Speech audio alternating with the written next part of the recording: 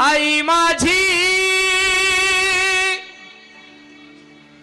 मायेचा सागर हो।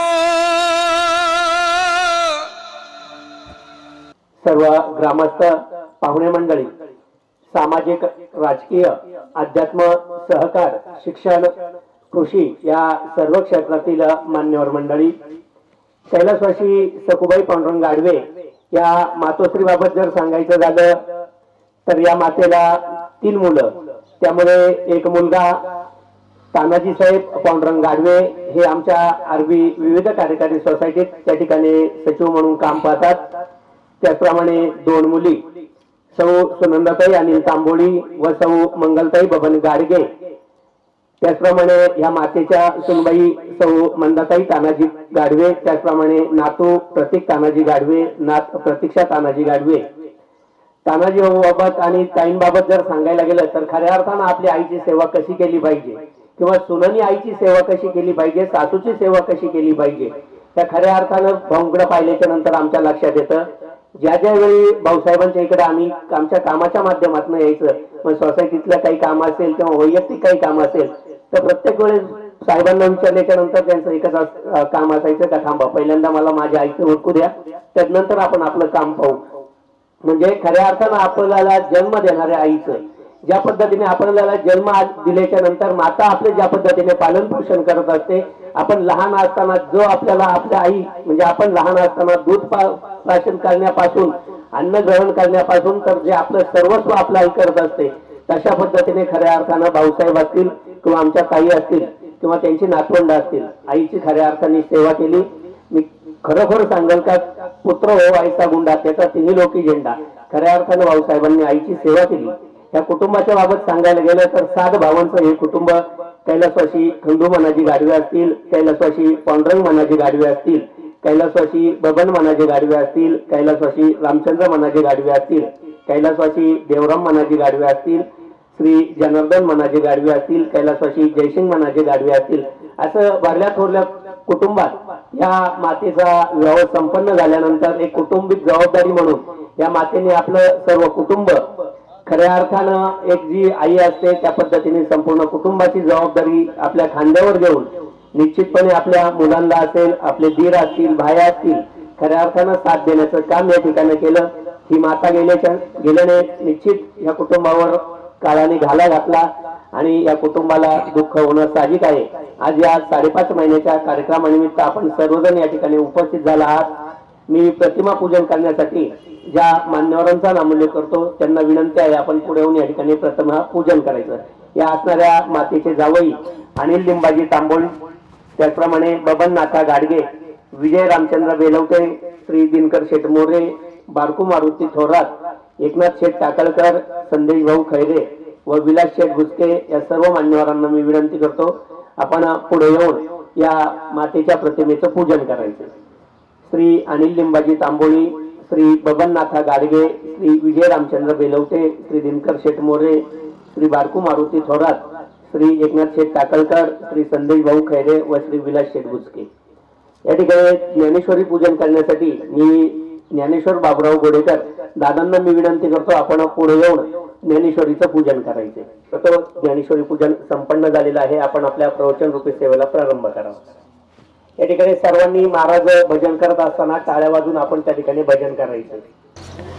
हरे राम राम राम हरे हरे, हरे कृष्ण कृष्ण कृष्ण हरे हरे।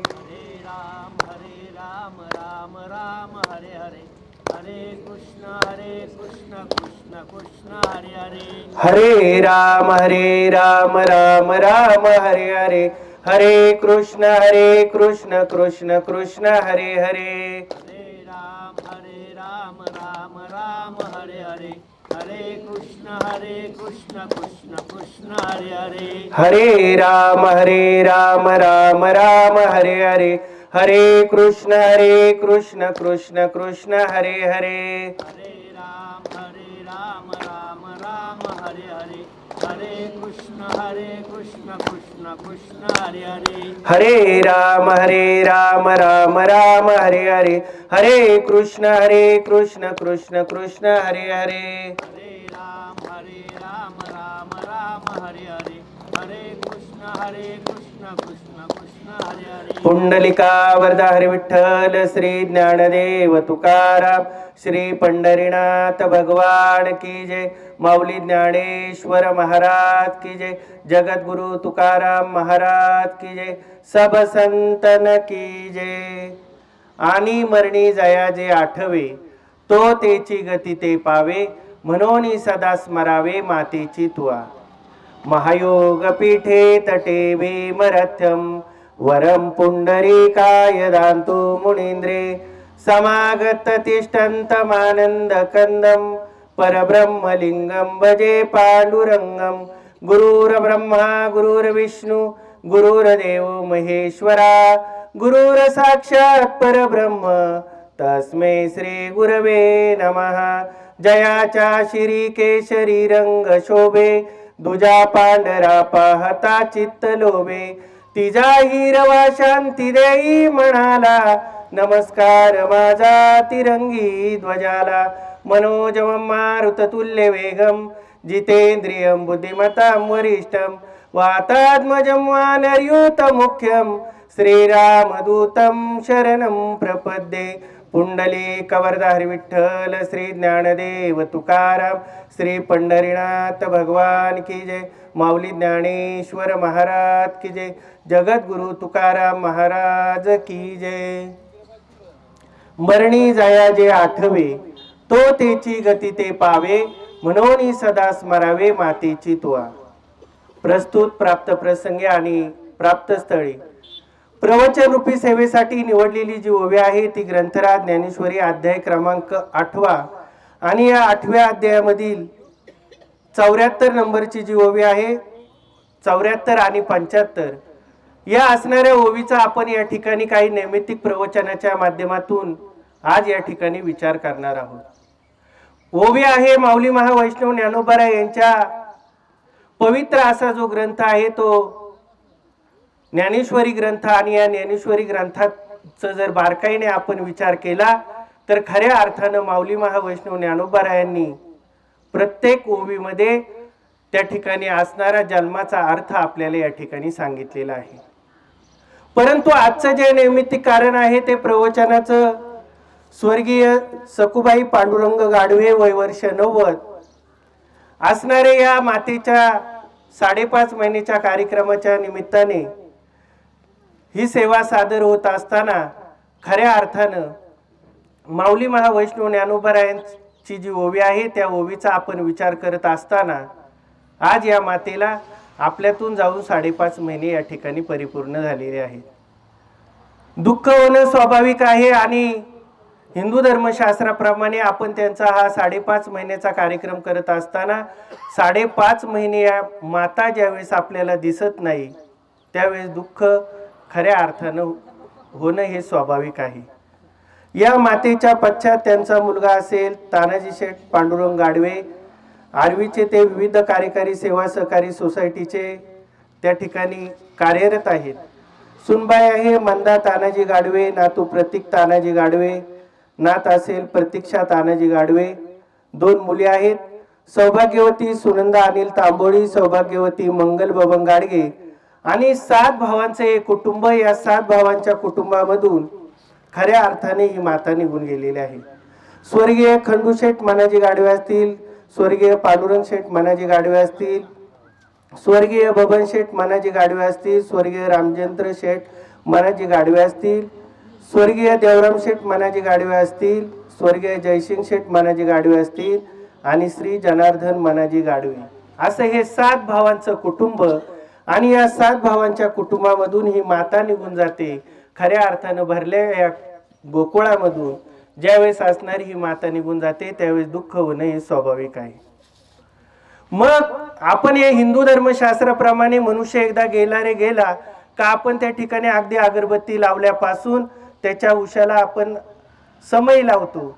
इथून श्राद्धाला जे सुरुवात होते तर अगदी 5.5 महिने असतील वर्ष श्राद्ध असतील इथपर्यंत जी जी क्रिया आपण त्या व्यक्तीच्या नावाने श्रद्धेने करतो त्याला काय म्हणतात श्राद्ध असं म्हणतात।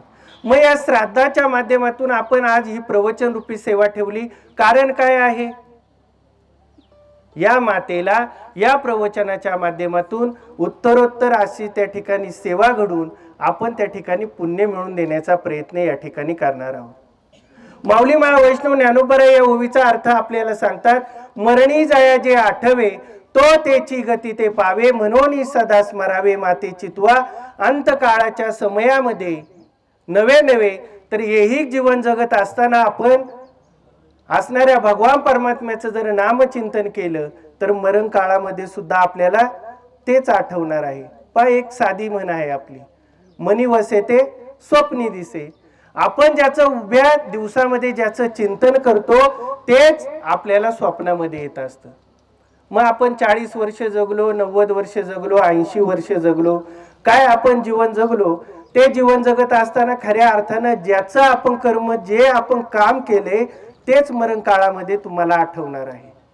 मग भगवान परमात्म्याचं जर नामचिंतन 80 वर्ष, 40 वर्ष, 90 वर्ष काय आपण जीवन जगलो तोपर्यंत आपण जर त्याचं स्मरण केलं तर ते आपल्या अंतिम जन्माचं फलित सांगितलेलं आहे.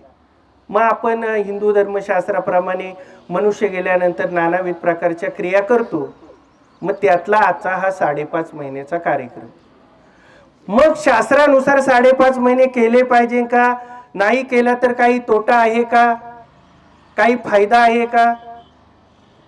तर गरुड पुराणानुसार असं सांगितलेलं आहे, मनुष्य गेल्यानंतर जी जी क्रिया आपण श्रद्धेने करतो त्याचं नाव काय सांगितलेलं आहे, श्राद्ध असं सांगितलेलं आहे. मग मनुष्य गेला 10वा असेल, 11वा असेल, 12वा असेल, 13व्याचा विधी असेल, हे आपण हिंदू धर्मशास्त्राप्रमाणे करत आलेलो आहोत. याला कारण काय आहे? पुन्हा माऊलींची ओवी आपल्याला सांगते, येथ वडील जे जे करती तया नामू धर्म ठेविती तेच एरा अनुष्ठती. सामान्य सकळ वाडवडिलांनी जी उत्तर क्रिया केलेली आहे तीच पुढे पुढे चालत आलेली आहे. आजा मेला पंजा मेला बाप मसना गेला, देखत देखत नातू पंतू तोही तैसा झाला. आपले वडील गेले, त्यांचेही वडील गेले, त्यांचेही वडील गेले. ह्या उत्तर क्रिया अखंडपणे चालत आल्या, पण ह्या का करायच्या ह्या आपल्याला जवळपास माहीत नसतं. मग गरुड पुराणानुसार असं सांगितलेलं आहे, एकदा मनुष्य गेला, अग्नी नावाचा संस्कार त्या जीवात्म्यावरती झाला. ते मृत शरीर आपण त्या स्मशान वाटिकेपर्यंत नेलं, आपण त्याला अग्नी नावाचा संस्कार दिला. काही जण म्हणतात तो जन्माला आला होता, त्याला अग्नी दिल्यानंतर आपला कुठलाही संबंध राहत नाही. पण गरुड पुराणानुसार असं सांगितलेलं आहे, त्या मनुष्याचा किमान वर्षभरासाठी आपला संबंध जोडलेला असतो. पहा, अग्निसंस्कार झाला, 10व्याचा कार्यक्रम झाला. मग 10वा का करावा? तर आईच्या गर्भामध्ये आपण जन्म घेत असताना खऱ्या अर्थानं 9 महिने आणि 9 दिवस बाळाची परिपूर्ण वाढ होण्यासाठी लागत असते. त्याचप्रमाणे या असणाऱ्या जीवात्म्याने 9 दिवसाचे 9 पिंड खाल्ल्यानंतर दशम जो संस्कार सांगितलेला आहे, 10वा जो पिंडदान विधी सांगितलेला आहे, तो 10व्याचा पिंड खातो आणि या असणाऱ्या जीवात्म्याचा पुढील प्रवास त्या ठिकाणी चालू होत असतो. मग 11व्या दिवशी आईचा देह असो, वडिलांचा देह असो, त्या असणाऱ्या गेलेल्या जीवात्म्याच्या नावानं, त्या जीवाच्या नावानं गावठी प्रकारची गाई, ती गाई किंवा बैल हा शेतकऱ्याला दान करायला सांगितलेला आहे. 12व्या दिवशी सपिंडीकरण नावाचा विधी सांगितलेला आहे. 13व्या दिवशी 13व्याचं श्राद्ध सांगितलेलं आहे. 13वा हे त्या ठिकाणी शास्त्र सांगितलेलं आहे. मग आपण 10वा करतो, 11वा करतो, 12वा करतो. आणि अलीकडच्या काळामध्ये आम्ही पाहतो या कलियुगामध्ये कुणाला थांबायला वेळ नाही, आपण 10व्यामध्येच 13वा उरकून घेतो. बरोबर ना तांबोळी काका? वेळ नाही कुणाला. परंतु 10वा हा विधी सांगितलेला आहे, 13वा हे शास्त्र सांगितलेलं आहे. म्हणून 13वा हा 13व्याच्या दिवशी करायचा आहे. 13व्याच्या निमित्ताने असणाऱ्या त्या जीवात्म्याला गरुड पुराण सांगतं, त्या ठिकाणी 1.5 फुटाचं एक सूक्ष्ममय त्या ठिकाणी शरीर प्राप्त होतं आणि यमदरबाराच्या दिशेने त्याची पुढील वाटचाल चालू होत असते. यमाच्या दिशेने तो आत्मा त्या ठिकाणी प्रवास करत असताना 39व्या दिवशी वैतरणी नावाची नदी आहे, त्या वैतरणी नावाच्या नदीवरती हा जीवात्मा त्या ठिकाणी जाऊन पोहोचतो. मग उभ्या आयुष्यामध्ये ओवीनीच आपल्याला सांगितले, जे जे कर्म केलं तेच आपल्याला त्या ठिकाणी आठवत असतं. मग या जीवात्म्याला काय पाप केलं, काय पुण्य केलं हे त्या नदीच्या काठी आल्यानंतर आठवतं. पहा, मग त्या नदीच्या काठी आल्यानंतर एक कामधेनू नावाची गाई चरत आहे. ती कामधेनू नावाची जी गाय आहे त्या गाईला हा जीवात्मा शरण जातो. कारण की ती जी नदी आहे ती मीना नदी नाही, ती कुकडी नदी नाही, ती गंगा नदी नाही, काशी पवित्र पाणी घेऊन वाहत आहे. ती जी नदी आहे ते घाणीने भरलेलं साम्राज्य आहे. रक्त वाहत आहे, पू वाहत आहे, घाणीचं साम्राज्य त्या ठिकाणी निर्माण झालेलं आहे. अशा अवस्थेमध्ये ती असणारी जी नदी आहे ती नदी वाहत आहे. मग हा जो जीवात्मा आहे, हा जीवात्मा त्या ठिकाणी त्या असणाऱ्या गाईला शरण जातो. ती गाई त्याचं पाप पुण्य तपासते. म्हणून या जन्मामध्ये आपण जीवन जगत असताना खऱ्या अर्थानं आपण जी गावठी प्रकारची जी गाय आहे ना, ती गाई दान करायची असते. ती विकायची नाही. कुठलाही तिचा नवा पैसा आपण त्या ठिकाणी घ्यायचा नाही. पहा, पूर्वीचा काळ होता. आपण पूर्वीची जे मनुष्य या ठिकाणी बसलेले आहेत, पूर्वीच्या काळी आपण गावठी गाई विकत नव्हतो, तिचा 1 रुपया घेत नव्हतो. कारण असं आहे, ते जे पुण्य आहे ते वैतरणी नावाच्या नदीवरती आपल्याला कामाला येणार आहे. मग असणारे ती गाई त्याचं पाप पुण्य तपासते. असणाऱ्या त्या जीवात्म्याला आपल्या पाठीवरती घेते आणि पुन्हा 61 दिवसाचा प्रवास करते. आणि 61व्या दिवशी असणारी ती गाई त्या जीवात्म्याला यमाच्या दारामध्ये नेऊन सोडते. मग मला सांगा, जीव गेल्यानंतर त्या नदीपर्यंत पोचायला किती दिवस लागले? 39 दिवस लागले. आणि त्या गायीने पुन्हा यमाच्या दिशेने त्या ठिकाणी वाटचाल केली. त्याला दिवस किती लागले? 61 दिवस लागले. मग 39 आणि 61 किती दिवस झाले? 100व्या दिवशी हा जो जीवात्मा आहे, हा जीवात्मा त्या ठिकाणी त्या असणाऱ्या यमाच्या दारामध्ये जाऊन हजर झाला. आणि जसं ह्या आजी गेल्यानंतर आपण ग्रामपंचायतीमध्ये यांची मृत्यूची नोंद केली, बाळ जन्माला आल्यानंतर जन्माची नोंद करतो, त्याचप्रमाणे असणारा जो जीवात्मा आहे त्या जीवात्म्याची नोंद असणारा चित्रगुप्त नावाचा एक लेखाकर्म आहे, त्या लेखाकर्माने या जीवात्म्याची नोंद घेतली. या जीवानं काय पुण्य केलं, काय पाप केलं हे त्यांनी त्या ठिकाणी तपासलं. त्या जीवात्म्याची नोंद झाली आणि खऱ्या अर्थानं यमाची आणि असणाऱ्या चित्रगुप्ताची त्या दिवसापासून वाटाघाटी चालू झाल्या. या जीवात्म्यानं काय पुण्य केलं, काय पाप केलं, 90 वर्षामध्ये काही कर्म केली, ही तपासणी असणारा चित्रगुप्त त्या ठिकाणी करू लागला. आपण म्हणतो मला कोण पाहणारं नाही, देवही पाहत नाही, असं जर आपल्या मनामध्ये असेल, परंतु चित्रगुप्त नावाचा जो लेखाकर्म आहे, या जीवात्म्यानं रोज काय पाप केलं का काय पुण्य केलं हे मात्र रोजच्या रोज त्याच्या दप्तरामध्ये नोंद होत असते. मग असणारा जवळजवळ चित्रगुप्त आणि तो यमदेवता यांच्यामध्ये वाटाघाटी चालू झाल्या. आणि जवळजवळ 264 दिवस या जीवात्म्यानं काय केलं काय नाही केलं याचा हिशोब त्या ठिकाणी चित्रगुप्त त्या यमदेवतेला देऊ लागला. मग असणाऱ्या त्या यमदेवतेने 264 दिवस आणि पहिले 100 दिवस किती दिवस झाले? 364. थोडा आवाज आहे ना, 364 दिवस झाले. आणि 365व्या दिवशी या जीवात्म्याला निकाल दिला. या जीवात्म्याला निकाल दिला. या जीवाची पुढील जीवदशा काय? इको थोडा कमी करा आणि प्लेन आवाज. या असणाऱ्या जीवात्म्याचा पुढील निकाल दिला. या जीवात्म्याला पुढील जीवदशा काय म्हणून 365व्या दिवशी या जीवात्म्याचा निकाल लागतो. 100 दिवस, 39 दिवस, 61 दिवस, 264 दिवस या जीवात्म्याचा अखंड प्रवास चालू असतो. म्हणून 365व्या दिवशी निकाल दिला. या जीवात्म्याची पुढील जीवदशा काय म्हणून तुम्ही आम्ही करायचे वर्ष श्राद्ध. मग आता 5.5 महिने का करायचं? तर 11व्या दिवसापासून मनुष्य गेल्यानंतर 11व्या दिवसापासून 6 महिन्याला 3 दिवस कमी असेपर्यंत केव्हाही 11व्या दिवसापासून 6 महिन्याला 3 दिवस कमी असेपर्यंत केव्हाही आपण हे श्राद्ध करू शकतो. त्याला नवमिश्र श्राद्ध म्हटलेलं आहे, ऊन श्राद्ध म्हटलेलं आहे, किंवा तुमच्या आमच्या भाषेत आपण काय म्हणतो 5.5 महिने असं म्हणतो. परंतु जीवात्म्याचा जर प्रवास वर्षभरासाठी असेल तर तुम्ही आम्ही वर्ष श्राद्ध सुद्धा त्या ठिकाणी केलं पाहिजे. हे मी मनाने सांगत नाही, हे गरुड पुराण सांगते. म्हणून खऱ्या अर्थानं जीवन जगत असताना आपण कर्मकांड करतो आजा मेला पंजा मेला बाप मसना गेला, देखत देखत नातू पंतू तोही तैसा झाला. आपण प्रत्येकाचीच उत्तरक्रिया या ठिकाणी करत आलेलो आहोत. म्हणून खऱ्या अर्थानं 5.5 महिने असतील, वर्ष श्राद्ध असतील, म्हणून ही उत्तरक्रिया आपण त्या ठिकाणी केली पाहिजे. मग वर्ष श्राद्ध झालं का वर्षाने येणाऱ्या ती जी तिथी असेल पितृपक्षामधील त्याला त्या ठिकाणी भरणी श्राद्ध करायचं आहे. आणि भरणी श्राद्ध झाल्यानंतर त्याच्या पुढील वर्षी ज्या तिथीला जो मनुष्य गेला आहे ना, त्या तिथीच्या निमित्ताने त्याचा आपण काय करायचं आहे, पितृकार्य करायचं आहे.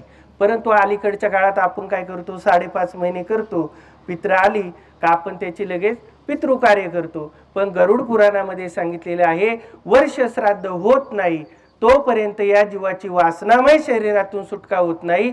म्हणून आपण असणाऱ्या या जीवात्म्याचं वर्ष श्राद्ध झाल्याच्या नंतरच पुढील त्याचं जे पितृकार्य आहे ते करायचं आहे. मग हे पितृकार्य करत असताना आपण गयेला जातो, प्रयागला जातो, काशीला जातो, अनेक ठिकाणी जातो. अनेक ठिकाणी जाऊन आपण पितरांना मुक्ती देण्याची प्रयत्न त्या ठिकाणी करत असतो. परंतु या ठिकाणी सांगितलेलं आहे माघ महिन्यामध्ये मघा नक्षत्रामध्ये जर तुम्हाला हत्ती दिसला, त्या हत्तीच्या कानाच्या सावलीमध्ये या जीवात्म्याच्या नावानं श्राद्धादी कर्म जर आपण केलं, पहा माघ महिन्यामध्ये मघा नक्षत्रावरती एक हत्ती जर आपल्याला दिसला, त्याला गजछाया योग म्हटलेला आहे. त्या हत्तीच्या कानाच्या सावलीमध्ये जर आपण ही श्राद्धादी कर्म केली तर गया प्रयाग काशी या ठिकाणी जाण्याची गरज नाही, ते पुण्य आपल्याला या ठिकाणी मिळत असतं. मग हे करण्याचं कारण काय? आपण आता पाहतो कोरोना काळामध्ये अनेक माणसं गेली, त्यांच्यावरती कुठलाही अंतिम संस्कार झाला नाही. एखादा म्हणेल मनुष्य आली जन्माला, आपण त्यांना तसंच त्या ठिकाणी त्यांच्यावरती कुठलाच संस्कार झाला नाही, त्यांना तसाच अग्निसंस्कार झाला. मग याचं काही पाप मिळेल का, पुण्य मिळेल का? तर गरुड पुराण सांगतं जर आपल्याला एखाद्या मातेने जन्म दिला असेल, एखाद्या पित्यानं जर आपल्याला जन्माला घातलेला असेल, तर या पितरांच्या ऋणातून मुक्त होण्यासाठी या विधीची गरज आहे. मग एखादा म्हणेल महाराज नाही केलं तर गरुड पुराणानुसार असं सांगितलेलं आहे जर हा विधी आपण नाही केला तर 3ऱ्या पिढीपर्यंत एक दोष निर्माण होतो. त्या दोषाचं नाव आहे पितृदोष. हा पितृदोष 3ऱ्या पिढीपर्यंत निर्माण होतो. त्याची 288 कारणं गरुड पुराणामध्ये आलेले आहे.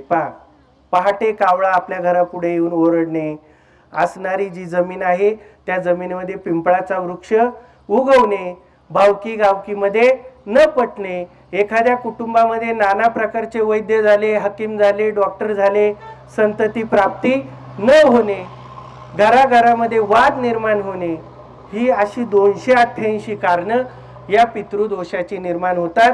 देवांच्याही आशीर्वादापेक्षा गेलेल्या पितरांचे आशीर्वाद महत्वाचे आहे, हे मी सांगत नाही. जगद्गुरु तुकोबाराय आपल्याला सांगतात, तुका म्हणे पितृ आशीर्वाद देती, कल्याण इच्छिती सदा त्यांचे. ते सदा आपल्यावरती कृपेचा हात ठेवतात. म्हणून या ठिकाणी पितृकार्य आपल्या हातून घडले पाहिजे. एखादा म्हणेल महाराज आमचा विश्वास नाही, त्यांनाही तुकोबारायांनी प्रमाण दिले, मातेची या खोळे दगड आले पोटासी.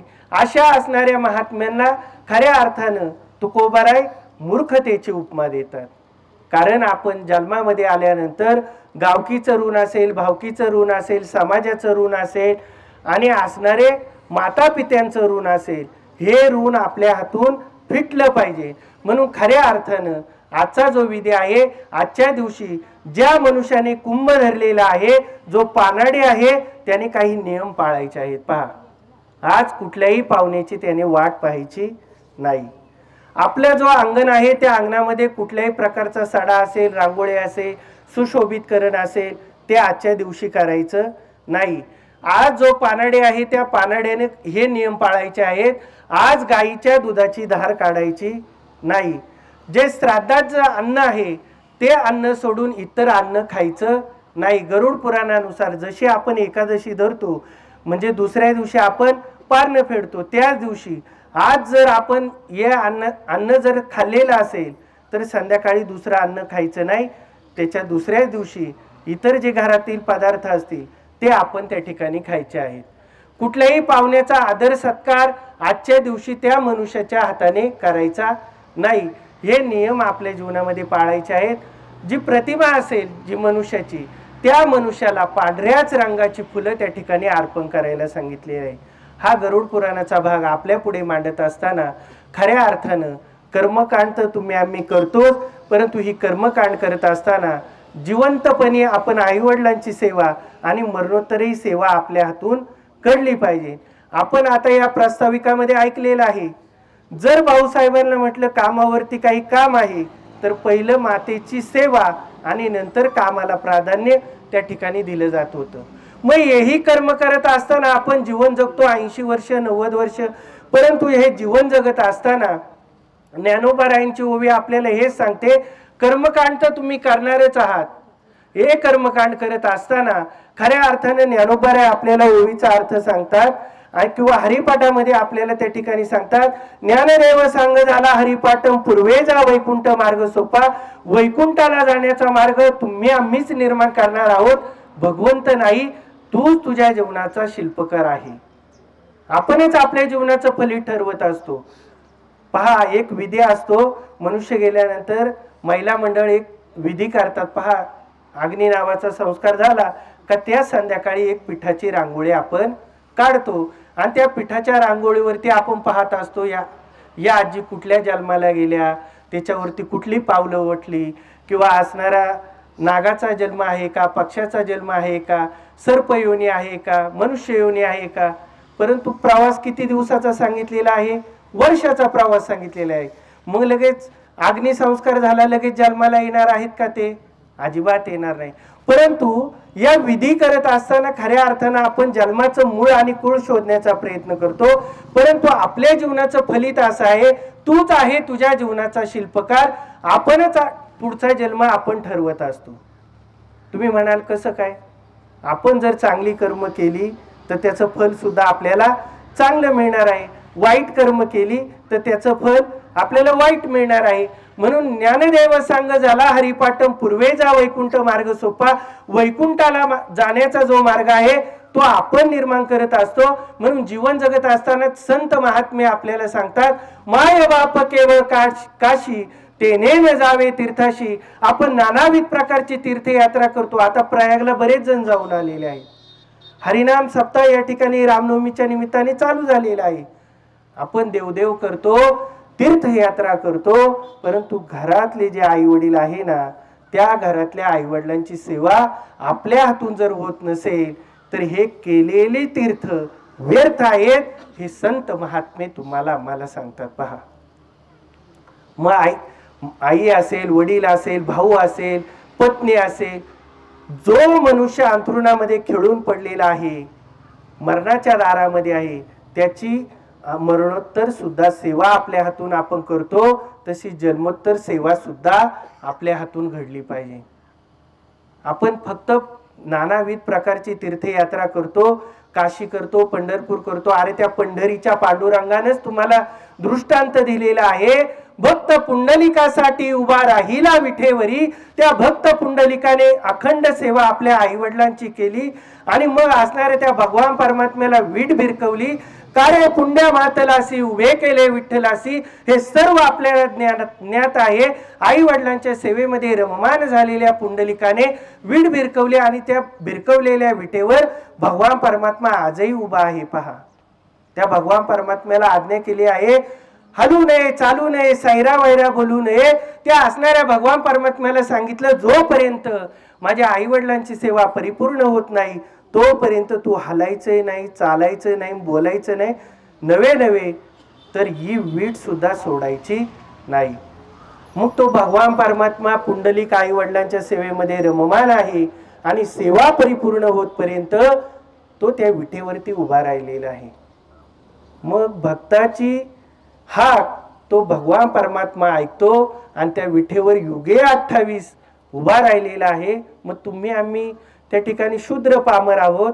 या संसारी जीवामध्ये जीवन जगत असताना खऱ्या अर्थानं आपण आई वडिलांची सेवा सुलभ सांगितलेली आहे. पहा, कारण ही सेवा करण्यासाठी किंवा या स्वर्गाचा आनंद त्या ठिकाणी नाही, ते आई वडील त्या ठिकाणी नाही.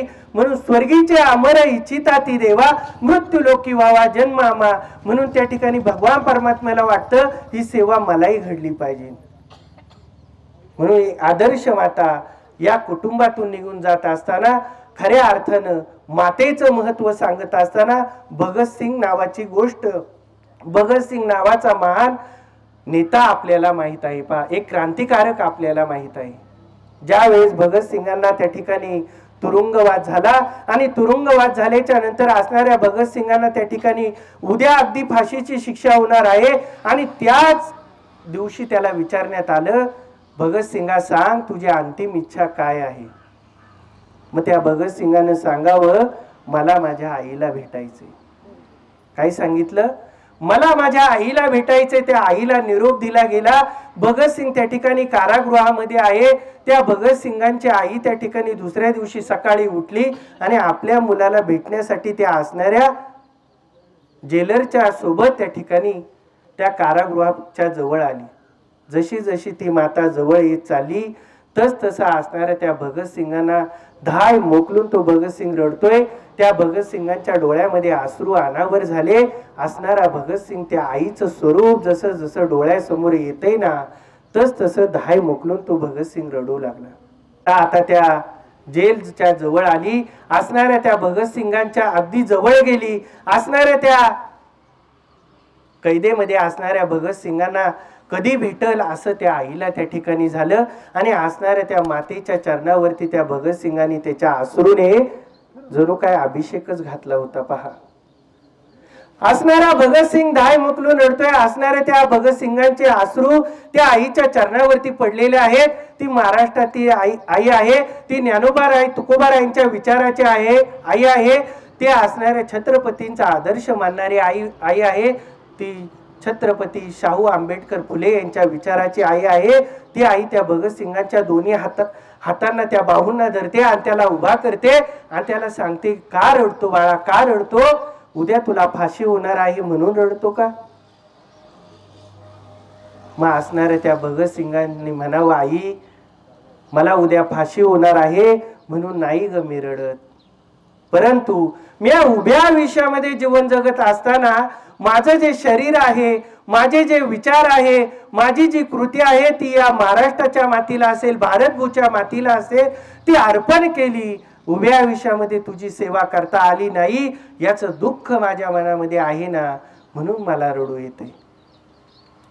ती मायेमध्ये गुंतलेली आई नव्हती, ती महाराष्ट्राची आई होती. ती क्रांतिकारी विचारांच्या मातीमध्ये रममान झालेली आई होती. ती म्हटली, नाही नाही नाही, एकाच जन्म काय भगतसिंग, 1000 जन्म जरी तू माझ्या पोटी जन्माला आला ना तरी मी तुला त्या ठिकाणी माझ्या सेवेसाठी नाही तर या भारत मातेच्या सेवेसाठी अर्पण करीन. हे म्हणणारी ती महाराष्ट्रातली आई होती, ती भारतातली आई होती. मग संत तुकोबाराय आपल्याला सांगतात, लेकुराचे हित जाणे माऊलीचे चित्त, ऐसी कळवळ्याची जाती करी लाभाविन प्रीती. कुठल्याही लाभाशिवाय ते आपल्या मुलावरती प्रेम करते ना, त्या हस्तीचं नाव आई सांगितलेलं आहे. मग आई म्हणजे काय हो माता माऊल्यांनो? हा म्हणजे आत्मा, ही म्हणजे ईश्वर यांचं मिलन ज्या ठिकाणी निर्माण होतं ना, त्या हस्तीचं नाव आई सांगितलेलं आहे.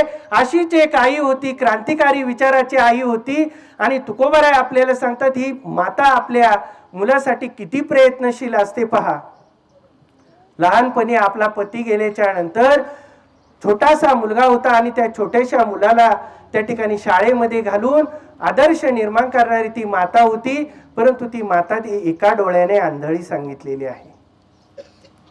ती माता उभ्या 80व्या वर्षी त्या ठिकाणी जीवन जगत असताना एक छोटासा मुलगा तिच्या जवळ आहे. 70, 80, 90 वर्षापर्यंत तिने त्या ठिकाणी उभ्या आयुष्यामध्ये कष्ट केलं आणि हे कष्ट करत असताना त्या असणाऱ्या मुलाला आपल्या शाळेमध्ये घातलं.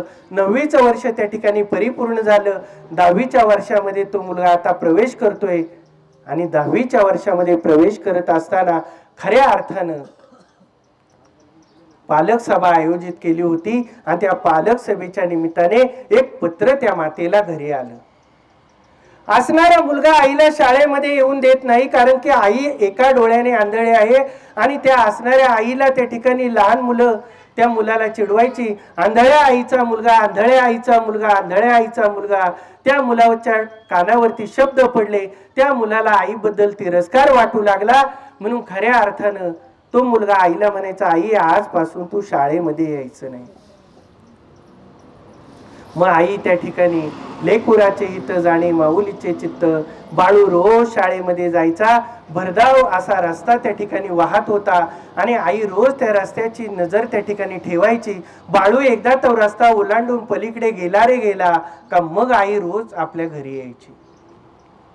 आईला पत्र आलं होतं पालक मीटिंगचं, परंतु पालक सभेच्या निमित्ताने बाळासाहेबांना सांगावं, आई आज तू शाळेमध्ये यायचं नाही, कारण की मला चिडवलं जातं, मुलं मला चिडवतात. आईने सांगितलं, बाळू नाही येणार मी तुझ्या शाळेमध्ये. परंतु ती आईच हो, कुठल्याही लाभाशिवाय मुलावरती प्रेम करते. असणारी आई लपत छपत त्या ठिकाणी असणाऱ्या त्या शाळेच्या गेट जवळ गेली. गेट मधून बाळूला पाहिलं, इकडं तिकडं पाहते तर काय, बाळासाहेब शाळेच्या वर्गामध्ये बसलेला होता. असणारी आई त्या शाळेच्या खिडकीजवळ गेली आणि त्या खिडकीमधून ती पालक मीटिंग ऐकू लागली. परंतु जे व्हायचं तेच झालं. त्या बाळासाहेबांची नजर त्या आईवरती पडली आणि बाळासाहेबांना इतका काय तिरस्कार त्या आईबद्दल वाटू लागला. मग घरी आल्यानंतर बाळू त्या आईबरोबर भांडू लागला आणि आईला सांगितलं, आई तू सांगितलेलं ऐकत नाही ना ग, तर मी आजपासून मी तुझ्याशी बोलणार नाही. बाळू रोज आपल्या शाळेत जायचा. 10वी मध्ये उत्तम प्रकारचे गुण मिळवले. बाळू आता व्यवसायाच्या निमित्ताने त्या ठिकाणी मुंबई या ठिकाणी गेला. मुंबई या ठिकाणी गेल्यानंतर असणारा बाळासाहेब तिकडच पुन्हा उच्च शिक्षित झाला आणि उच्च शिक्षित झाल्यानंतर असणाऱ्या बाळासाहेबांनी तिकडच विवाह केला. सुंदर अशी पत्नी पाहिली, एक मुलगाही त्याला वर्षभरात झाला. असणारा बाळासाहेब आपला एक उत्तम पदावरती, एक उत्तम नोकरी शोधून उत्तम पदावरती एक मोठा त्या ठिकाणी मॅनेजर झाला आणि त्या असणाऱ्या बाळासाहेबांचंही तिकडे जीवन चालू झालं. परंतु इकडे लेकराच्या आशेमध्ये, लेकराच्या असणाऱ्या त्या आठवणीमध्येही 70 वर्षाची आई त्या ठिकाणी रममान होऊन गेली होती. रोज त्या बाळासाहेबांच्या आठवणी ती आई काढायची. परंतु एक त्या दिवशी घटना घडली. एक मनुष्य मुंबईला जाऊन गावी आला आणि त्या आईची गाठ त्याला पडली आणि त्यानं सांगितलं, आई त्या असणाऱ्या मातेला सांगितलं, आई तुझा जो बाळासाहेब आहे तो अमुक पत्त्यावरती अमुक या ठिकाणी राहतोय पहा. त्या आईला इतका काय आनंद झाला. बाळासाहेबांची सर्व बातमी त्या आईनं विचारल्याबरोबर आई त्या दिवशी जेवलीच नाही. त्या बाळासाहेबांच्या विचाराने, त्याच्या आनंदाच्या अश्रूनेच तिचे पोट त्या ठिकाणी भरलेले होते. असणाऱ्या त्या मातेनं विचार केला, आता आपल्या बाळूला भेटण्यासाठी आपण मुंबईला जाऊ. गाडग्या मडक्याचा संसार करणारी ती आई होती. 2 लुगडी फाडून एकत्रित दंड मारून ते लुगडं नेसणारी ती आदर्श माता होती. आपला पती गेल्यानंतर आपला मुलगा उच्च शिक्षित व्हावा हा विचार तिच्या मनामध्ये होता ना, या विचाराची ती महाराष्ट्रातली आई होती. बरं, त्या आईने गाडग्या मडक्यामध्ये रुपया साठवलेला होता. ती सगळी उतरण त्या ठिकाणी उचकून पाहिली. असणाऱ्या त्या उतरणीमध्ये सापडलेले पैसे आपल्या पदराच्या गाठीला बांधले आणि बाळासाहेबांच्या भेटीसाठी ती आदर्श माता आता मुंबईला निघाली. मुंबईला गेल्यानंतर फुटपाथवरती जीवन काढत असताना, मुंबई तर प्रत्येकाला माहीत आहे, जेवले का जेवायचे, चहा घेणार का घेतलाय, हे विचार म्हणजे मुंबई आहे. प्रत्येकाला अनुभव आहे. मग असणारी ती माता जी आहे, फुटपाथवरती कुठलीही ओळख नाही, पाळख नाही. तो ॲड्रेस त्या असणाऱ्या मनुष्याकडून लिहून घेतला होता. प्रत्येकाला विचारायची, ती गल्ली विचारायची, ती रूम विचारायची, ती बिल्डिंग विचारायची. 3 दिवस गेले. त्या मातेच्या पोटामध्ये एकही अन्नाचा कण नाही. आता तिला असह्य वेदना त्या पोटामध्ये होत होत्या. ती माता आता त्या असणाऱ्या बाळासाहेबांच्या 4थ्या दिवशी अगदी त्या बिल्डिंगच्या जवळ पोहोचली आणि असणाऱ्या त्या गेटवरती वॉचमॅननं विचारलं आणि विचारल्याबरोबर ती रूम त्या असणाऱ्या आदर्श मातेला सापडली. पण ती वेळ होती सकाळची 6ची. सकाळी ही आदर्श माता त्या असणाऱ्या बाळूच्या दारामध्ये गेली. बेल वाजवली गेली आणि बेल वाजवल्याबरोबर असणाऱ्या बाळासाहेबांच्या पत्नीने तो असणाऱ्या रूमचा दरवाजा उघडला आणि उघडल्याबरोबर ती आदर्श माता नऊवारीतली 2 लुगडी फाडून एकत्र दंड मारून म्हणजे गावठी पद्धतीची माता त्याला त्या ठिकाणी दिसली आणि दिसल्याबरोबर असणाऱ्या तिला कोणीतरी एक भिकारीन भासू लागली आणि तिने सांगितलं, मावशी शेळं पाक काही या घरामध्ये शिल्लक नाही, तुम्ही या ठिकाणून पुढच्या दारी जा. तिने म्हटलं, अगं तू ज्या बाळासाहेबांची पत्नी आहे ना त्या बाळासाहेबांची मी आई आहे, मी भिकारी नाही, मी दुष्ट स्त्री नाही, मी कुठल्याही प्रकारची स्त्री नाही, मी आदर्श माता आहे. तू तिचा पती म्हणून, तुझा पती त्या ठिकाणी बाळासाहेब नावाचा पती आहे, त्याची आदर्श माता मी या ठिकाणी आहे. असे शब्द त्या बाळासाहेबांच्या कानावरती पडले आणि तो बाळू येऊन पाहतो तर काय, आपली ती फाटक्या लुगड्यामधली आई पाहिली आणि त्या शिकलेल्या सुनबाई पुढे मुलाचंही काही चालत नसतं. तसंच या ठिकाणी घडलं आणि त्या बाळासाहेबाला आपल्या आईची लाज वाटू लागली आणि मग असणारा तो बाळासाहेब आईला म्हणतो, आई मनामध्ये म्हणतो, आई तू माझी आई आहे ग, परंतु आज माझं काही चालत नाही, शिकलेली मुलं आहेत, शिकलेली सुनबाई आहे, मी तुला कसं घरामध्ये घेऊ. हे मनामध्ये विचार करणारा बाळासाहेब लगेच आईला उत्तर देतो, मावशी तुमचा काहीतरी गैरसमज होतोय, तुम्ही माझी आई नाही. असं म्हटल्याबरोबर तो फ्लॅटचा दरवाजा लागला गेला. ती धाय मोकलून ती आई धाट दिवशी त्या अंगणामध्ये पडली आणि धाय मोकलून त्या ठिकाणी ती आई रडू लागली आणि रडत असताना बाळासाहेबांच्या विचारामध्ये मुलासाठी तिने काय प्रयत्न केले होते सर्व काही तिला आठवत होतं. परंतु शिकलेली सुनबाई ज्यावेळेस घरामध्ये येते ना त्यावेळेस असणाऱ्या शिकलेल्या सुनबाईने एक घरामध्ये आदर्श निर्माण करावा, घरामध्ये हरिपाठ घ्यावा, घरामध्ये क्रांतिकारी विचार सांगावे, तुकोबारायांचे विचार असतील, छत्रपती शिवरायांचे विचार असतील, हे घरामध्ये सांगून खऱ्या अर्थानं त्या घरामध्ये शूरत्व आणावं, वीरत्व आणावं, म्हणून हे विचार आणू नयेत. असणारा तो बाळासाहेबांनी फ्लॅटचा दरवाजा लावल्याबरोबर ती आई रडत होती आणि असणारा तो बाळासाहेब आपल्या फ्लॅटच्या घरामध्ये राहतोय. आई त्या ठिकाणी विचार करते, आता आपल्यासाठी सर्वच दारं बंद झालेली आहे. असं म्हटल्याबरोबर ती आदर्श माता पुन्हा गावाकडे यायला निघाली.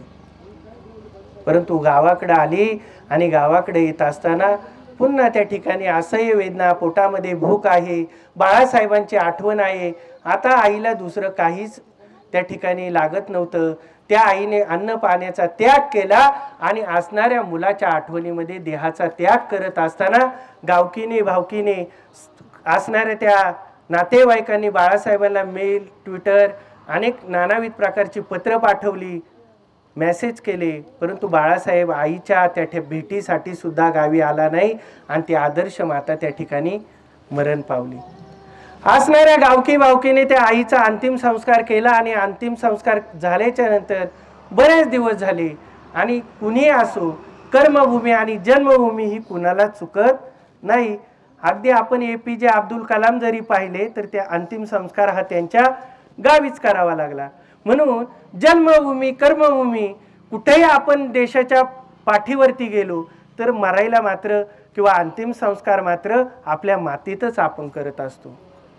कारण या मातीला एक वेगळा आदर्श आहे, या मातीला एक वेगळा सुगंध आहे, या मातीला एक क्रांतिकारी विचार आहेत. म्हणून या मातीमध्ये असणाऱ्या त्या मातेनं आपला देह ठेवला आणि बऱ्याच दिवसांनी बाळासाहेबांना पुन्हा गावी काहीतरी काम लागलं म्हणून तो गावी आला. ग्रामपंचायतीमध्ये जातो तर काय, भाऊसाहेबांनी त्या ठिकाणी टेबलवरती एक दाखला बनवला होता मृत्यूचा आणि तो टेबलवरतीच ठेवला होता. त्याच वेळेस बाळासाहेब आले आणि बाळासाहेबांनी त्या टेबलावरती आपल्या आईचा मृत्यूचा दाखला पाहिल्याबरोबर बाळासाहेब आपल्या घरी पळत सुटले. एक भेंड्यांच्या मातीमधलं घर होतं, ते एक पांढऱ्या मातीतलं घर होतं. त्या घराला आता कुलूप लागलेलं होतं, जाळी जळमट लागलेली होती. 80-90 वर्षाचं ते घर होतं.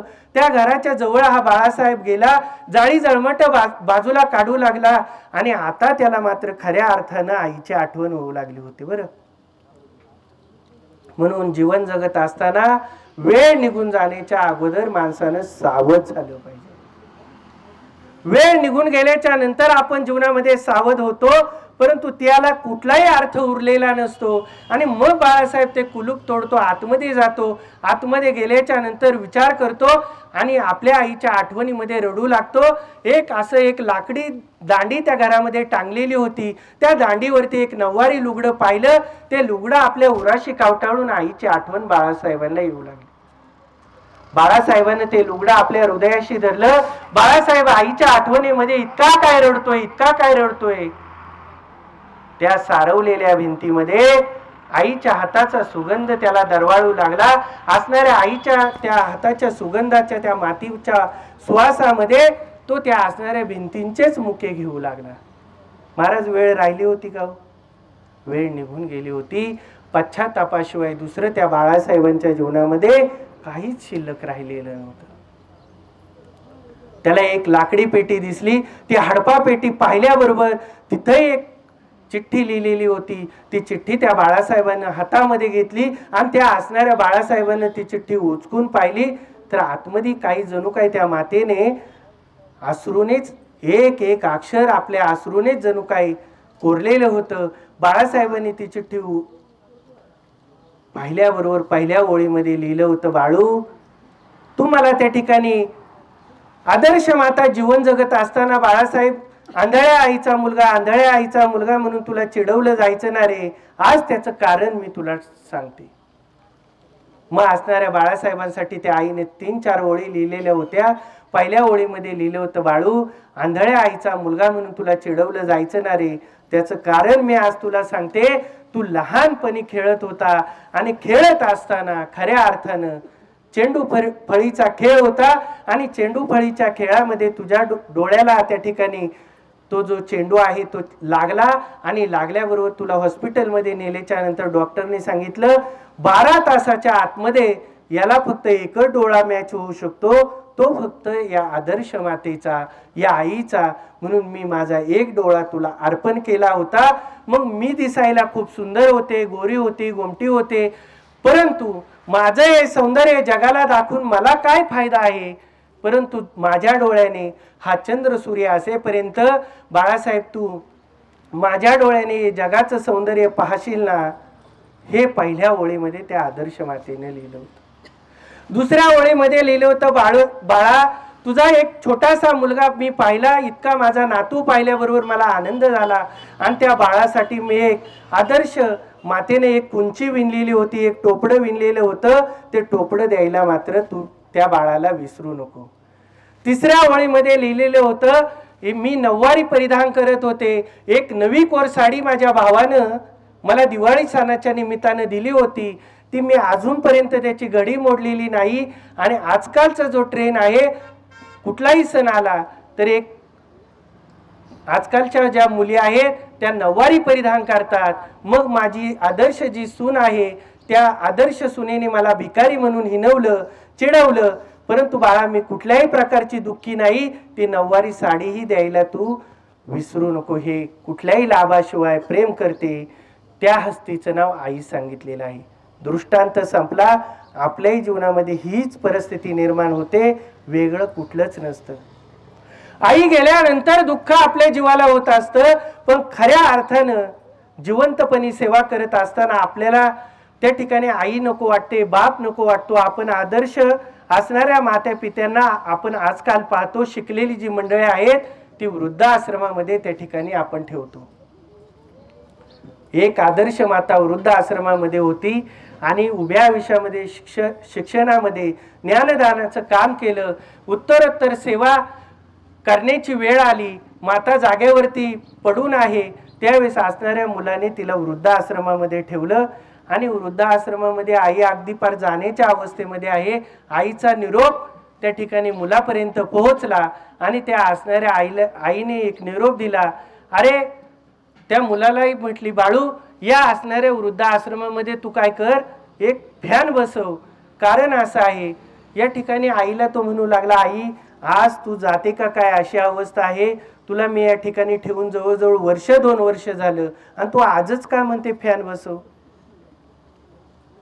मग त्या असणाऱ्या बाळासाहेबांनी आईला प्रश्न विचारल्याबरोबर बाळासाहेबांना उत्तर आईने दिलं, अरे बाळू, मी गरमी सहन करू शकते, मी उन्हाचा तडाखा सहन करू शकते, परंतु जीवन जगत असताना तुझ्याही मुलांनी जर तुला इथं आणून ठेवलं तर तुला हे मात्र सहन होणार नाही. हे शेवटच्या श्वासापर्यंत त्या आईनं जाणलं होतं. हा विचार जी व्यक्ती करते त्या व्यक्तीचं नाव आई सांगितलेलं आहे. पहा, म्हणजे मुलाने वृद्धाश्रमामध्ये ठेवले याचं दुःख त्या मातेला नाही, परंतु तुझी मुलांनी जर तुला वृद्धाश्रमामध्ये ठेवलं तर तुला ही गरमी सहन होणार नाही, हा विचार ती माता करते. मग अशीच एक आदर्श माता होती आणि जीवन जगत असताना पती परदेशामध्ये आहेत, छोटीशी मुलगी तिच्या जवळ आहे आणि 9 महिने 9 दिवस तिचे भरत आलेले आहेत. पहा, जीवन जगत असताना 9 महिने 9 दिवस भरत आले. पूर्वीचा काळ होता, विहिरीवरती किंवा कुठेतरी तलावा विहिरीवरती पाणी आणण्यासाठी जावं लागायचं. दुडीवरती दुडी घेतल्या, अंगणामध्ये आली, असह्य वेदना तिच्या पोटामध्ये होऊ लागल्या आणि तुकोबारायांचं प्रमाण या ठिकाणी आठवलं म्हणून सांगतो. तुका म्हणे माझे तुम्हा संतावरी ओझे, किंवा पोटी भार वाहे तिचे सर्वस्वहित आहे. विवेकानंदांना एकानं विचारलं, आई म्हणजे काय? मग विवेकानंदांना हा प्रश्न विचारल्याबरोबर विवेकानंदांनी काय करावं, एक 5 किलोचा दगड त्या व्यक्तीला आणायला लावला आणि तो 5 किलोचा दगड त्याला सांगितलं, आज हा जो दगड आहे हा फक्त 2 दिवस पोटावरती ठेव. असणार त्या आदर्श त्या विवेकानंदाने तो उपाय सांगितल्याबरोबर त्या असणाऱ्या मनुष्याने तो दगड आणला, आपल्या पोटावरती बांधला. संध्याकाळची वेळ झाली, जेवला वगैरे आणि संध्याकाळची वेळ झाली आणि झोपायची वेळ झाल्याबरोबर असणारा तो व्यक्ती त्या असणाऱ्या पलंगावरती झोपला, परंतु त्या असणाऱ्या व्यक्तीला या कुशीवरून त्या कुशीवरती काय येता येत नव्हतं. आणि असणाऱ्या त्या मनुष्याने विचार केला, या कुशीवरून त्या कुशीवरती आपल्याला कूच बदलता येत नाही. पुन्हा उठला, विवेकानंदांकडे पळत पळत आला आणि विवेकानंदांना म्हटला, अहो मला झोपल्यानंतर या कुशीवरून त्या कुशीवरती होता येत नाही, कारण पोटाला काय होता, 5 किलोचा दगड बांधलेला होता. मग विवेकानंदानं सांगावं, याच गोष्टीचं नाव आई आहे. याच गोष्टीचं नाव काय आहे? आई आहे. मग ती आदर्श माता 9 महिने 9 दिवस परिपूर्ण भरत आले होते आणि अंगणामध्ये आली, असह्य वेदना पोटामध्ये होऊ लागल्या. छोटीशी ननंदबाई तिच्या जवळ होती आणि त्या ननंदबाईला तिने सांगावं, गावामध्ये जा, डॉक्टर पहा, हाकीम पहा, वैद्य पहा, जे कोणी भेटेल ना त्यांना या ठिकाणी घेऊन या, कारण की आज माझी बाळंतपणाची वेळ जवळ आलेली आहे. परंतु एक छोटीशी मुलगी त्या गावामध्ये पळत पळत गेली. पळत पळत गेल्यानंतर तिने डॉक्टर पाहिले, हाकीम पाहिले, वैद्य पाहिले. छोटीशा मुलीवरती कोण विश्वास ठेवेल? कोणी तिच्यावरती विश्वास ठेवला नाही. एका उजाड माळ रानावरती ती मुलगी पळत आली आणि दूरवर एक वडाचं झाड तिला दिसलं. त्या वडाच्या झाडाखाली एक साधू महात्मे त्या ठिकाणी तपश्चर्या करत होते आणि तिला त्या असणाऱ्या साधू महात्म्यांकडे पाहिल्याबरोबर आपल्या वहिनींची आठवण झाली. त्या वहिनीने तिला तिच्या जीवनामध्ये एक आदर्श घालून दिला होता का आपल्याला संकट काळामध्ये जो मदतीला येतो ना, तो देवांच्याही आशीर्वादापेक्षा कमी नसतो, तो देवच स्वरूप असतो. हे विचार असणारे त्या मुलीला आठवले. पळत पळत मुलगी ती साधू बाबांकडे गेली, साधू महाराजांना प्रणाम केला आणि साधू महात्म्यांना प्रणाम केल्याच्या बरोबर खऱ्या अर्थानं साधू बाबांना सांगू लागली, माझ्या वहिनीच्या पोटामध्ये असह्य वेदना होत आहे, तिला असा काय उपाय सांगा. मग त्या साधू बाबांनी आपल्या झोळीमध्ये हात घातला, अंगाऱ्याची पुडी काढली आणि तिला सांगितलं का तू ही अंगाऱ्याची पुडी घेऊन जा आणि तुझ्या असह्य वेदना होतात ना त्या पोटावरती ही अंगाऱ्याची पुडी लाव, परंतु तुझ्या वहिनीला एक निरोप दे. जर तू 1 प्रहराच्या आतमध्ये मुलाला जन्म दिला तर जन्माला येणारं जे मूल आहे ते दारिद्र्य पायाचं असेल आणि 1 प्रहरानंतर जर तू मुलाला जन्म दिला तर चंद्र सूर्य असेपर्यंत त्याची कीर्ती नांदेल. छोट्याशा मुलीने ते अंगाऱ्याची पुडी सोबत घेतली, बाबांचा विचार सोबत घेतला. म्हणून संतांचे या पायी हा माझा विश्वास, सर्व भावे दास झालो त्यांचा. संतांच्या वचनावरती आपण विश्वास ठेवला पाहिजे. या परमार्थाच्या वाटेवर येत असताना खऱ्या अर्थानं साधूचा बोध एकदा जीवनामध्ये झाला ना, साधू बोध झाला निरोनिया ठेला ठाईचा मुरला अनुभव. साधू संत महात्मे स्वतःला आले अनुभव हे जगाला देत असतात. अनुभव आले अंगात तो या जगात देत असे. मग हे अनुभव सोबत घेतले.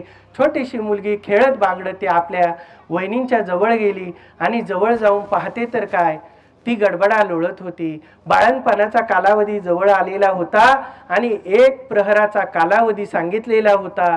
हा विचार घेऊन ती मुलगी जवळ गेली, असणाऱ्या अंगाऱ्याची पुडी काढली आणि त्या वहिनीच्या हातामध्ये दिली आणि साधूबाबांचा विचारही त्या ठिकाणी दिला. वहिनींच्या पोटाला तो अंगारा लावल्याबरोबर असह्य वेदना कमी झाल्या आणि एक निरोपही त्या ठिकाणी दिला. 1 प्रहरामध्ये मूल जन्माला घातलं. येणारा मुलगा दारिद्र्य पाहायचा असेल आणि 1 प्रहरानंतर मुलाला जर जन्म दिला तर चंद्र सूर्य असेपर्यंत त्याची नाव लौकिक राहील, त्याची कीर्ती अमर राहील. हा निरोप त्या मातेने कानावरती ऐकला आणि असह्य वेदना ती माता विसरून गेली. म्हणून माता माऊल्यांना एक प्रश्न आहे, 1 प्रहर म्हणजे किती तास हो? 3 तासाचा 1 प्रहर. मग बाळणपण हे आपल्या हातामध्ये आहे का? बाळणपण ही प्रक्रिया आपल्या हातामध्ये आहे का? ही नैसर्गिक क्रिया आहे. मग साधू महात्म्याने सांगितले 1 प्रहरामध्ये मुलाला जर जन्म दिला तर येणारं मूल कसं आहे? दारिद्र्य पाहायचं आहे. आणि 1 प्रहरानंतर मूल जन्माला आलं तर कसं आहे? मग आदर्श मातेने हाच विचार मनामध्ये ठेवला. 1 प्रहरानंतर जर मूल जन्माला आलं तर चंद्र सूर्य असेपर्यंत त्याची कीर्ती राहील. ती आई घराच्या कोपऱ्यामध्ये गेली आणि डोकं खाली केलं, पाय वरती केली. परंतु ती महाराष्ट्रातली आई होती, ज्ञानोबा तुकोबारायांच्या विचाराची आई होती. तिने अखंड भगवंताचं नामस्मरण चालू केलं. मरणी जायाजे आठवे तो तेची गती ते पावे. मरण कळा तिला सोसवत होत्या. 9 प्रकारचे 9 पदर तोडल्यानंतर, 9 नाड्या तोडल्यानंतर मग खऱ्या अर्थानं बाळाचा जन्म होत असतो. मग ती आदर्श मातेनं डोकं खाली केलं, पाय वर केले. 3 तासाच्या वाटेसाठी 3 तासाच्या 1 प्रहराच्या 3 प्रहराच्या कालावधीसाठी ती आदर्श माता कोपऱ्यामध्ये जाऊन अखंड भगवान परमात्म्याचं नामचिंतन करते आणि 3 प्रहरानंतर बाळाला जन्म देते. तो बाळ दुसरा तिसरा कोणी नसून चंद्र सूर्य असेपर्यंत आपण गोष्टींच्या माध्यमातून त्याची कीर्ती ऐकतो. त्याचं नाव चातुर्यवादी बिरबल असं सांगितलेलं आहे. चतुर बिरबल सांगितलेला आहे, चातुर्यवादी बिरबल सांगितलेला आहे, हुशार बिरबल सांगितलेला आहे. म्हणून आपल्या मरणाचं जे अंतिम सत्य भगवान परमात्मा असेल तर खऱ्या अर्थानं आपल्या आईवडिलांची सेवा आपल्या हातून घडली पाहिजे. ज्याप्रमाणे बाळासाहेबांच्या जीवनामध्ये पश्चाताप झाला, बाळासाहेब घरातील भिंतींचे मुके घेऊ लागला, आईचं लुगडं त्या ठिकाणी कवटाळू लागला. महाराज वेळ निघून गेली होती. मग या ठिकाणी बाळासाहेबांच्या विचाराने एक कवयित्री त्या ठिकाणी म्हणतो, चुकलं तुझं बाळाई.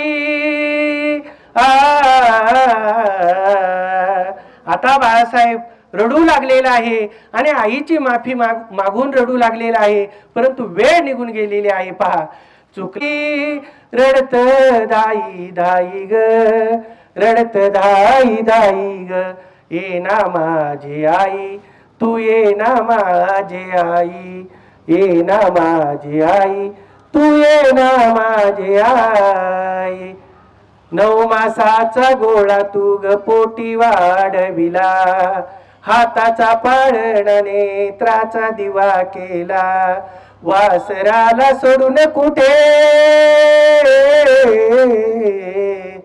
वासराला सोडून कुठे निघून गेली गाई ग, निघून गेली गाई ग, ये ना माझी आई ग, ये ना माझी आई. आता बाळासाहेब रडतोय, पण वेळ निघून गेली होती. आईच्या आठवणीमध्ये तो बाळासाहेब रडतोय. आईला म्हणतो, आई ये ना ग, एकदा ये ना, मला दर्शन दे, तुझं स्वरूप पाहण्यासाठी मी त्रासून गेलोय. पहा, तो शेवटच्या कडव्यामध्ये म्हणतोय, ए गदाच ए गाई, तुझ्या बाळासाठी त्रासून मी गेलो आई, तुला पाहण्यासाठी. आ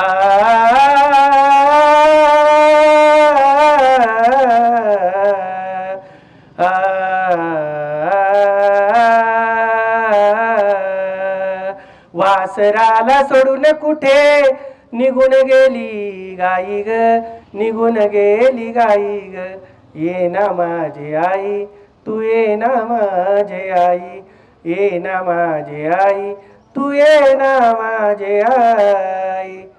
आईचे कितीही उपकार सांगितले, आई मायेचा सागर सांगितलेला आहे. बाप त्या ठिकाणी आपला पहाडासारखा छातीसारखा वागणारा बापही आपल्या जीवनामध्ये आदर्शवत पिता असतो. खऱ्या अर्थानं बाप स्वाभिमानी वाना, बाप कणखरकणा, त्याच्या काळ जात सुद्धा लाजाळूची संवेदना.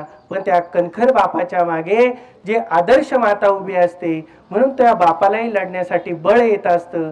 म्हणून जीवन जगत असताना आईची सेवा असेल, वडिलांची सेवा असेल, मग वेळ निघून गेल्यानंतर आपल्या हातामध्ये काहीच उरत नसेल ना, तर जन्मोत्तरही सोहळे करा आणि मरणोत्तरही आज आपण 5.5 महिन्याच्या निमित्ताने पाहतो. या गाढवे कुटुंबाच्या हातून ही प्रवचन सेवा असेल, अन्नदान असेल, वस्त्रदान असेल, पिंडदानादी श्राद्धादी कर्म ह्या कुटुंबाने या मातेच्या स्मरणार्थ या ठिकाणी केलेलं आहे. पहा, म्हणून जीवन जगत असताना व्यर्थ तीर्थ हिंडण्यापेक्षा आपल्या आई वडील हेच आपले विठ्ठल समान पिता आहे आणि रुक्माई समान आपल्या घरामध्ये आई आहे. आणि ही सेवा ज्या दिवशी आपल्या घरामध्ये चालू होईल त्या दिवशी आपल्या घराचंच पंढरपूर झाल्याशिवाय राहणार नाही.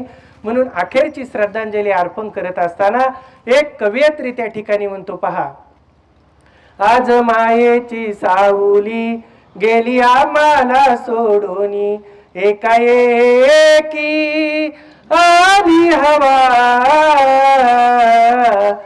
आज विजला मायेचा दिवा, आज विजला मायेचा दिवा, आठवणी आई तुमच्या सांगू मी काही, विचारांचे काऊर मनी लागले तवाऊ, या दुःखाला नाही दवा, आज विजला मायेचा दिवा, आज विजला मायेचा दिवा. लहान थोर इथे आई रडती गाई गाई, काय करू आई मला समजत नाही, तुझ्या मायेचा ग पदार हवा, आज विजला मायेचा दिवा, आज विजला मायेचा दिवा, आज विजला मायेचा दिवा. ज्यावेळेस पाडासारखा बाप आपल्या पाठीमागे लागतो, तो बाप आपल्याला ठिकाणी धाक वाटतो आणि बाप जर आपल्यावरती चिडला, आपण त्या ठिकाणी झाडाच्या मागे लपण्याचा प्रयत्न करतो, एखाद्या धान्याच्या पोत्याच्या मागे लपण्याचा प्रयत्न करतो, घरामध्ये लपण्याचा प्रयत्न करतो, परंतु कुठलीही जागा सुरक्षित वाटत नाही. त्यावेळेस आपण पळत पळत जातो आणि नववारीतली जी आई आहे तिचा 2.5 मीटरचा जो पदर आहे त्या पदराच्या मागे मुलाला एक सुरक्षित जागा वाटत असते. त्या 2.5 मीटरच्या पदरामागे मुलाला जर सुरक्षित जागेमध्ये तो मुलगा कुठलीच भीती बाळगत नाही, बापाचा धाकही बाळगत नाही, त्यावेळेस खऱ्या अर्थानं हा 2.5 मीटर आज या गाढवे कुटुंबासाठी हरपलेला आहे असं म्हणण्यास काही वावगं ठरणार नाही.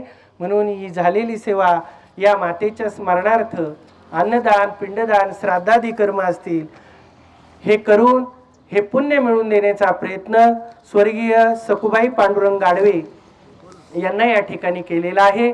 या मातेच्या पश्चात असणारे जे कुटुंब आहे, या कुटुंबाच्या हातून अशीच उत्तरोत्तर सेवा, मरणोत्तर जे सोहळे आहेत, हे सोहळे या मातेचे घडावेत. आणि तुम्हालाही त्या ठिकाणी कथा प्रवचनाच्या माध्यमातून हाच संदेश आहे, हे गेलेले प्रवचन या मातेसाठी नसून हे जिवंत माणसासाठी महत्त्वाचं आहे. एक 5 मिनिटाचा वेळ घेतो, जास्त वेळ झालेला आहे. 100 वर्षाचं आयुष्य प्रत्येकाला दिलेलं आहे. असणारे रामदास स्वामी तुम्हाला संदेश देतात, आपण जर आपल्या मुलाला 10वीच्या वर्गामध्ये घातलं, प्रत्येक 10 वर्षाने आपण आपल्या जीवनामध्ये सावध झालं पाहिजे.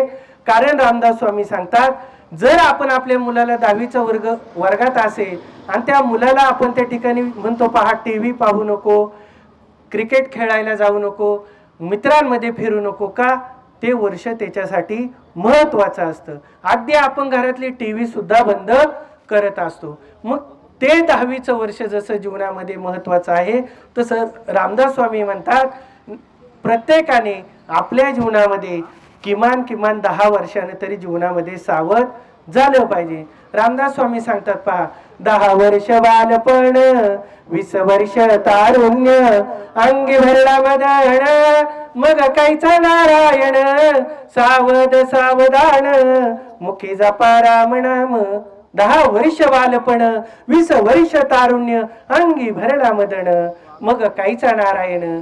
10 वर्ष बालपणामध्ये गेले, 20 वर्ष तारुण्यामध्ये गेले, मग 20व्या वर्षी जर एखाद्याला म्हटलं ना महाराज वारीला या, परमार्थाच्या वाटेवर या, कथा प्रवचन ऐकायला या, तर त्याला ते 16वं वर्ष धोक्याचं वाटतं. परंतु ते माझ्या असणाऱ्या ज्ञानोबाराय तुकोबारायांनी आदी करून छत्रपती शिवाजी महाराजांनी एक जगाला आदर्श निर्माण करून देण्यासाठी रायरेश्वराची शपथ सुद्धा ह्याच वयामध्ये घेतली होती. मग 10 वर्ष बालपण 20 वर्ष तारुण्य असणारे कबीरजी महाराज सांगतात, बालपन में खेल गमाया, तारुणपण में काम, बौद्धपण में कापन लगाया, निकल गया अवसान. बालपण तुझे खेळण्यामध्ये गेले, तारुण्य पण तुझं असंच नासून गेलं. मग तू या भगवान परमात्म्याची आठवण ठेवणार कधी आणि तू या परमार्थाच्या वाटेवरती येणार कधी. आता आपल्याला माहीतच नाही मी 90 वर्ष जगणारे, 40 वर्ष जगणारे का 100 वर्षाचे आपण परिपूर्ण सांगता करणार आहे. हे जर कुणाला सांगता येत नसेल तर 10 गेले 20 गेले, मग 30व्या वर्षी तरी मनुष्यानं सावध व्हावं. मग वर्ष होती 30 मागे दारा पुत्र फिरती, संसार लागे पाठी मग कायचा परमार्थी, सावध सावधान मुखी जपा राम नाम. 30व्या वर्षी दारा म्हणजे पत्नी आपल्या पाठीमागे येते. आणि जर एखाद्याला म्हटलं ना रामनवमीच्या निमित्ताने आता पिंपळगाव मध्ये अखंड हरिनाम सप्ताह चाललेला आहे, येता का हो तुम्ही कीर्तनासाठी, तो काय म्हणतो आलो असतो पण याला सांभाळणार कोण, ती स्वयंपाकामध्ये गुंतलेली आहे. मागे दारा पुत्र फिरती, संसार लागे पाठी मग तू कायचा परमार्थी, सावध सावधान मुखी जपा राम नाम. आपलं आयुष्य आपण जगता आलं पाहिजे, आपल्याला जीवन जगायला शिकलं पाहिजे. आपलं जगणं राहून जाते महाराज. आपण इतक्या धनाच्या पाठी लागलोय, माडीवरती माडी, गाडीवरती गाडी, थडीवरती थडी, थप्पीवरती थप्पी, याच्याच पाठीमागे लागलोय ना. म्हणून आपलं जीवन जगायचं आपणच विसरून गेलोय. आपण कधी जीवन जगणार. काळाची एवढी पडेल्या बा जेव्हा, सोडविना तेव्हा माय बापा, देशीचा चौधरी सुद्धा आपल्याला सोडवण्यासाठी येणार नाही. म्हणून आपलं जीवन आपण शोधलं पाहिजे. तूच आहे तुझ्या जीवनाचा शिल्पकार. म्हणून क्षणोक्षणी काळ वाटे याची पाये, अजून किती आहे अवकाश. 30 वर्ष वाया गेले, मग 40व्या वर्षी तरी 40 वर्ष झाली, डोळ्या 40 आली, डोळ्यास भुरळ पडली, कैची दूर आणि जवळी, सावध सावधान मुखी जपा राम नाम. 40व्या वर्षी बाबा चष्मा आपल्या डोळ्यावर आहे दादा. ज्या वेळेस आपल्याला दृष्टी कमी पडते आपण डॉक्टरकडे जातो, डॉक्टरनी तुम्हाला जवळचा चष्मा दिला का लांबचा दिला. आपल्या दृष्टिक्षेपानुसार डॉक्टर आपल्याला जवळचा चष्मा देतो, लांबचा चष्मा देतो. मग सुंदर ते ध्यान रूप पाहत आलोचनी, ते सावळ स्वरूप, राजस कुमार, मदनाचा पुतळा, हे रूप आपण कधी पाहणार आहोत. मंदिरामध्ये गेल्यानंतर ती भगवान परमात्म्याची मूर्ती दिसेल, परंतु त्या भगवान परमात्म्याच्या मूर्तीच्याही मागे जे नव चैतन्य दडलेलं आहे हे तुला खऱ्या अर्थानं अनुभवता येईल का. 40 वर्ष झाली, डोळ्या 40 आली, डोळ्यास भुरळ पडली, कैची दूर आणि जवळी. देवाचं सोडा आपले नातेवाईक आपल्याला लवकर आठवत नाही, दिसायला कमी पडतं. मग 10 गेले, 20 गेले, 30 गेले, 40 गेले, मग 50व्या वर्षी तरी 50 वर्ष होती, हलती दातांच्या पंगती, श्याम केस शुभ्र होती, तुला म्हातारा म्हणती, सावध सावधान मुखी जपा राम नाम. 50व्या वर्षी श्याम केस शुभ्र होती. म्हणजे काय होतं, माझ्या सही सगळे तुम्ही पांढरे केस डाय करून आपण या ठिकाणी बसलेला आहोत. श्याम केस शुभ्र होती तुला म्हातारा म्हणती. दातांच्या पंक्ती हलू लागतात. आता तुला म्हातारा म्हणल्यानंतर सुद्धा 50व्या वर्षी म्हणतो, हे मला बाबा नको म्हणू, दादा म्हण. 50 वर्ष झाले जीवनामध्ये तुला सावध होता आलं नाही, तुला तुझ्या जीवनाचा शेवट चांगल्या पद्धतीचा करता येणार नाही, हे तुला जीवनाचं सूत्र समजलं नाही. मग जीवनामध्ये तू सावध होणार कधी, या भगवान परमात्म्याला आठवणार कधी, त्याच्या वारीच्या वाटेवरती येणार कधी, संतांच्या वचनावरती विश्वास ठेवणार कधी. 50 वर्ष झालेला बाबा घरामध्ये नातवाला आता गोडा गोडा म्हणून घरामध्ये खेळतो. बाबा महाभारताचं चित्र जर आपण पाहिलं तर त्या चित्रावरती, त्या ग्रंथावरती एक चित्र आहे. त्या चित्रामध्ये पाहिलेलं एक रथ आहे. भगवान परमात्मा त्या असणाऱ्या घोड्यांचं काय करतोय, सारथ्य करतोय. मग भगवान परमात्म्याने सर्व दोर कोणाच्या हातात ठेवलेत, स्वतःच्या. मग बाबाचे दोर कोण घेतोय हातामध्ये, नातू घेतोय. परंतु या 50 वर्षाच्या घोड्याला कळत नाही मी 50 वर्षाचा झाले. मग 60व्या वर्षी तरी साठीची बुद्धी नाती हाती आली या काठी. वस वस लागे पाठी तुला हसती कारटी. सावध सावधान मुखी जपा राम नाम. 60व्या वर्षी असणारा तो बाबा धोत्राचा सोगा हातामध्ये घेतो. वस वस लागे पाठी तुला हसती कारटी. असणाऱ्या बाबा हातामध्ये धोत्राचा सोगा घेतो, कांद्याला बार द्यायला जातो. आणि जर बाबाला म्हटलं ना, बाबा जातीन मुलं, मोटारीची चावी सुद्धा बाबा पोराच्या ताब्यात देत नाही. इतकी वसवस वसवस आपल्या पाठीमागे लागलेले असते.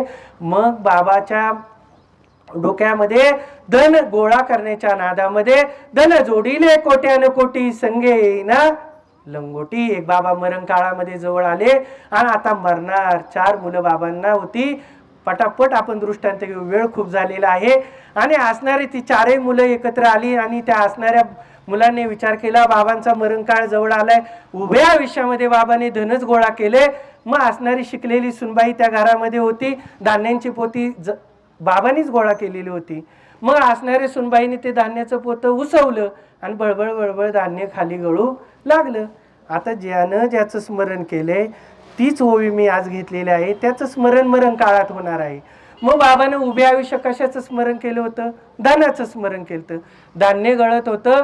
असलेली सुनबाईला वाटलं धान्य गळताना पाहिल आणि बाबा म्हणतील हे धान्याचं पोतं शिवा, म्हणजे शंकराचं नाव मुखामध्ये येईल आणि शेवट तो भला अवघा माझा गोड झाला, बाबांचा अंतकाळ चांगला होईल. बाबांनी त्या धान्याच्या पोत्याकडे पाहिलं बरं का माता मौल्यांनो. ते धान्य गळतंय, बाबांनी पाहिलं. बाबांनी त्या धान्याच्या पोत्याकडे पाहिल्याबरोबर बाबा म्हटले, अरे ते धान्याचं पोत टाचा. काय म्हटले, पण शिवा म्हटले. मग उभे आयुष्यात ज्याचं स्मरण केलंय तेच अंतकाळात आठवणार आहे. हीच ओवी आहे आज आपली. मग बाबांच्या मुलांनी पुढे जाऊन विचार केला. एक शिकलेला मुलगा होता, त्या शिकलेला विज्ञान शिकलेला मुलगा होता. तो आता तिन्ही बाबांना जवळ घेतलं. म्हटलं आज या जगामध्ये असे एक इंजेक्शन निघाले, बाबा आता मरण काळात नुसता असा हात करायचे आणि असं दाखवायचे, असा गोलगोल हात दाखवायचे आणि जमिनीकडे हात दाखवायचे. मग एक शिकलेला मुलगा होता. बाबांनी म्हटले धन जमिनीत गाडले, पण बाबाला बोलता येत नाही. पांगुळ झालो देवा, नाही हात ना पाय किंवा नाक मुख गळू लागले. लाळ आणि शेंबुड श्वाना परिगती झाली, अवघे करते हाडाड. ही परिस्थिती निर्माण झाली. त्या असणाऱ्या मुलाने विचार केला, डॉक्टरकडे गेले. तो डॉक्टर साहेबांनी सांगितलं मी इंजेक्शन देईन, पण रक्कम आहे 50,000 रुपये. मुलं म्हटली कुठं आपल्या खिशातलं द्यायचंय, बाबांचं धन मिळालं का त्यातून 50,000 डॉक्टरला देऊन टाकू. मग डॉक्टरला घेऊन आले पटपट. आता डॉक्टरला घेऊन आले, बाबांना इंजेक्शन दिलं आणि बाबा शुद्धीवर आले. बाबांना मुलं विचारू लागली, बाबा बोला, बाबा बोला, धन कुठं ठेवलेत, धन कुठं ठेवले, तुम्ही मागाच्या धरून असं करता असं करता, सांगा बाबा सांगा. बाबांवरती त्या मुलांनी इतका काय प्रेशर आणला, मुलींनी इतका काय प्रेशर, बाबा सांगा धन कुठं ठेवले. कारण बाबा 1 मिनिटात मरणार होते. इंजेक्शनची पॉवर होती. बाबांना मुलं विचारतात, सांगा बाबा तुम्ही असं करता सांगा बाबा सांग. बाबा आता इतके चिडले. बाबा म्हटले, अरे मी असं करतोय कसलं धन कसलं काय. आपली चहा गाळायची गाळण शेजारची सकू घेऊन गेली आणि गेले ना बाबा. गाळण केवढ्याला पडली महाराज? 12.5 चारही मुलांनी काढली. पाहता काय माझ्याकडे. मग उभ्या विषयामध्ये ज्याचं स्मरण केलं आणि मरणी जया जे आठवे तो तेची गती ते पावे. उभ्या विषयामध्ये जर आपण भगवान परमात्मा आठवला, मरण काळामध्ये सुद्धा तोच आपल्याला आठवणार आहे. सत्तराची पहा रचना, बसल्याने उठवेना, उठल्याने चालवेना, मग तो झाला दैन्यवाना. सावध सावधान मुखी जपा राम नाम. 70व्या वर्षी बसलेली जागा उठवत नाही, उठलेली जागा चालवत नाही, म्हणून बरेच जण आता खुर्चीवर बसलेले आहे. बरोबर ना? मग नाचत जाऊ त्याच्या गावारे खेळया, सुख देईल विसावारे. पंढरीची वारी, आळंदीची वारी, मग काय काशी यात्रा असेल, ही पायानं आपल्याच्याने होईल का? काहीच आपल्या हातामध्ये शिल्लक राहत नाही. मग रामदास स्वामी पुन्हा 10 वर्षाने आवाज देतात. पहा, संत आपल्याला इतकं आईच्या मायेने जवळ करतात, शिकवतात, तरी आपण ऐकतो आणि सोडून देतो. 80व्या वर्षी सुद्धा रामदास स्वामींना काय कळवळं वाटलं असेल.